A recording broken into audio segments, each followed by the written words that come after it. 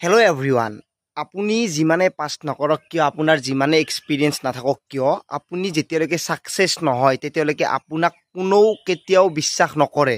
মানে মই আপোনালোকক এটা এক্সাম্পল দিব বিচাৰিছোঁ যদি মই আপোনালোকক এটা সঠিক ডিটেইলছ দিওঁ তথাপিও আপুনি বিশ্বাস নকৰিব কাৰণ আপুনি ক'ব যে নিজে চাকৰি পোৱা নাই তেনেকুৱা ধৰণৰ কমেণ্ট মোলৈ আপোনালোকে দিব পাৰে আৰু যদি কোনোবা এজন ল'ৰাই কিবা কাৰণত চাকৰি পালে আৰু চাকৰি পাই যদি তেওঁ যদি এটা ভুলো যদি আপোনালোকক এটা প্ৰসেস শিকাই দিয়ে সেইটো প্ৰসেসও আপোনালোকে মানি ল'ব কাৰণ সেইজন ল'ৰা সাকসেস আপোনাৰ মাজতে কিমান ল'ৰাই বাৰে বাৰে ৰানিং পাস কৰিও চাকৰি পোৱা নাই আৰু সেইবোৰ ল'ৰাই ৰানিঙৰ যদি এটা জাস্ট আপোনালোকক এটা ধুনীয়া আইডিয়া দিয়ে তেতিয়াও ল'ৰাজনে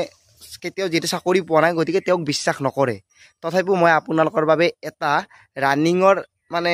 এসএসসি জিডি ৰানিং কেনেকৈ পাস কৰিব পাৰি এসএসসি জিডি ৰানিং কেনেকৈ কম টাইমত মাৰিব পাৰি টাইম কেনেকৈ কমাব পাৰি তাৰ ওপৰত এটা ভিডিও বনাম বুলি ভাবিছোঁ যদিহে আপোনালোকক লাগে আপোনালোকে কমেন্টত জনাব